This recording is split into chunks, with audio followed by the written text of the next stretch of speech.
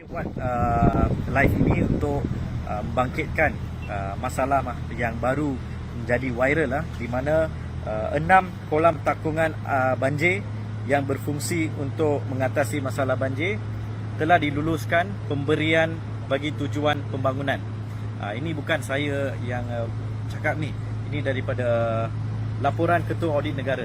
Di tangan saya ni adalah laporan daripada Ketua Audit Negara 2019, di mana ada beberapa kolam di wilayah di mana berfungsi untuk menyimpan air untuk takungan banjir.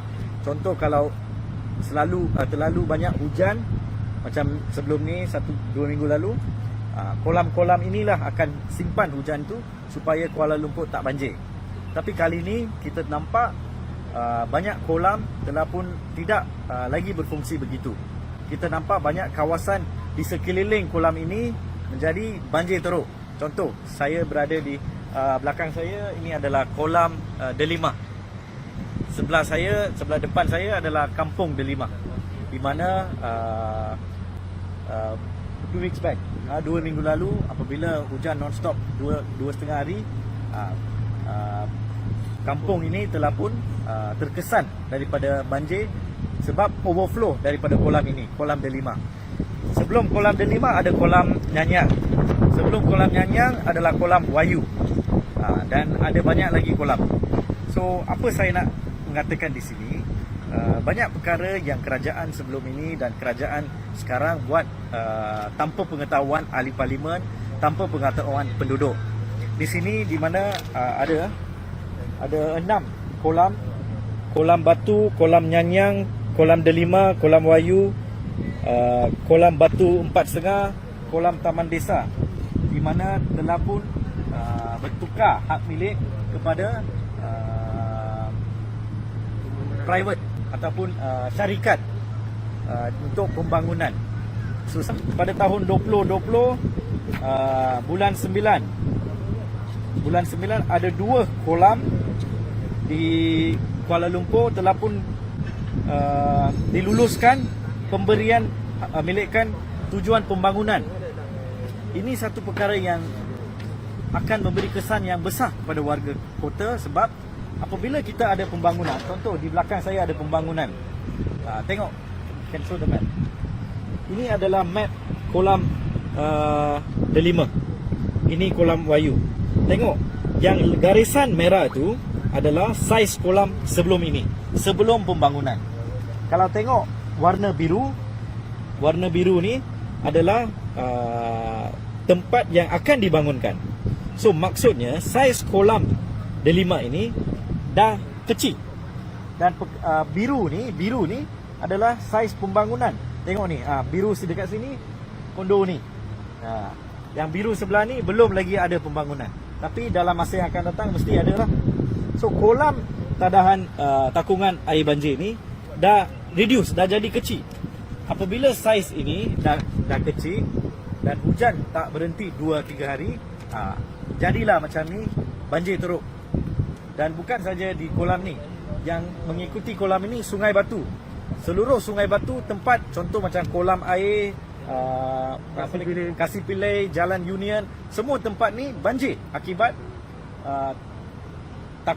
kolam takungan banjir ni overflow sebab dah kecil. Dan saya juga ucap terima kasih kepada YB Henayo yang membangkitkan perkara ini, sebab kita tak tahu siapa yang tiba-tiba tukar hak milik kolam-kolam sebegini kepada syarikat. Sepatutnya kerajaan yang tanggungjawab perlulah reservekan kolam-kolam ini. Walaupun ini satu extra information, Jabatan Perairan Sungai telah pun bagi tahu mereka tidak setuju.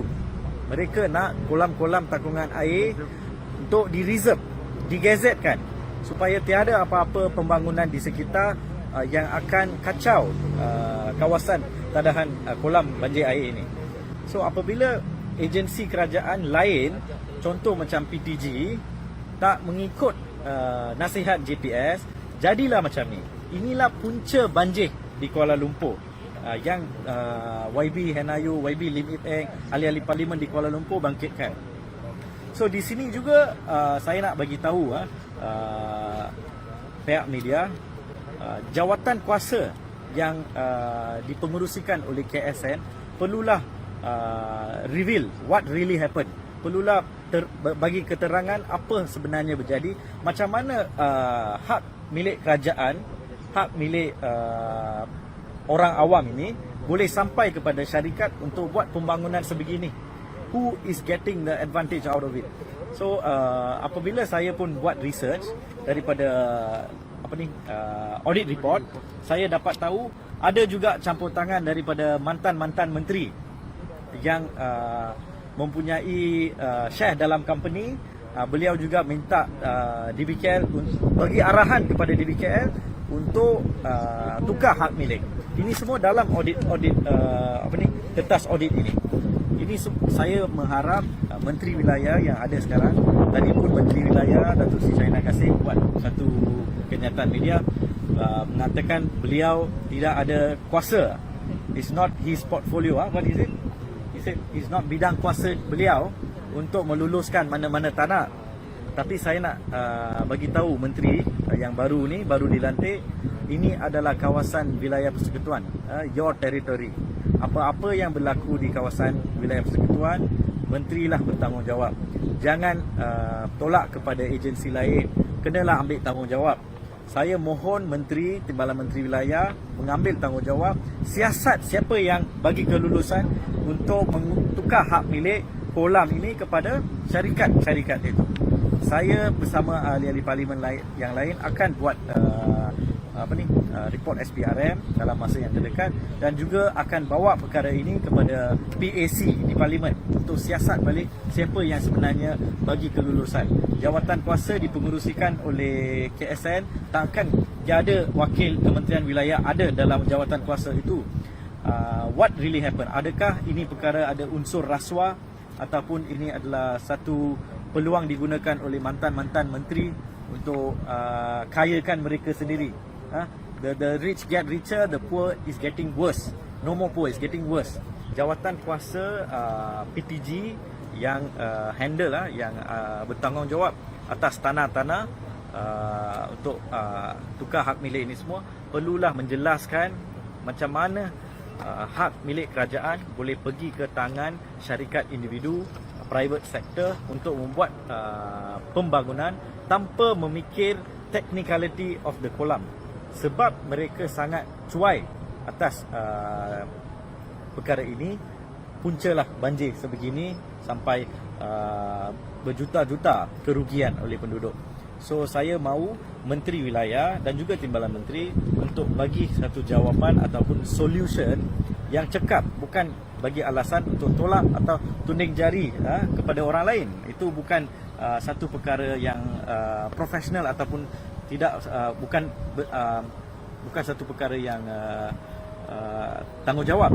Dan kalau menteri rasa perkara ini bukan bidang kuasa menteri bolehlah meletakkan jawatan bagi orang lain, lebih alih yang lagi bijak dan cekap untuk mengatasi masalah banjir ataupun masalah tukar hak milik ini kepada betulkan balik keadaan. Itu yang saya nak bagi tahulah.